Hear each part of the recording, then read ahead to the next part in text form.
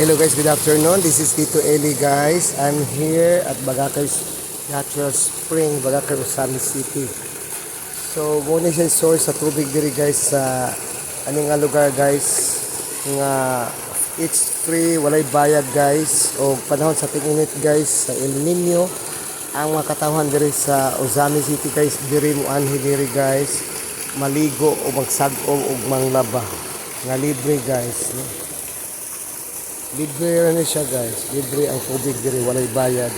It's free from God. So it's free, it's given free also guys. Guys, muna siya guys. Hindot kaayo we add last nga doon na may source at tubig diri. Nga ang iyang diri guys, iyang mga palibot puro mga dagkong kahoy. It's along the highway guys.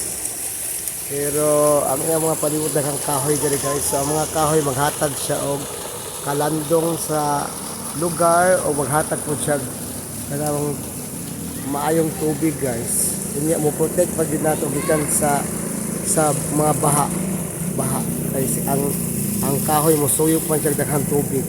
Ang mga gamot mo oy mo ali sa mga tubig nga na para sama sa bagyo guys ka mubundak ang dahan tubig nga makalit pag bundak kasi ang kanang gamot sa dagkong kahoy guys musuyop niya sa tubig sila musuyop mo nang dili udako kayo ang bahapay kung sa ubos o sa kapatagan.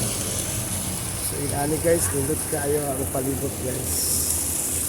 Wow, it's very nice guys. It's along the highway ni siya guys. Nakita na to ang highway, ang mga sakinan.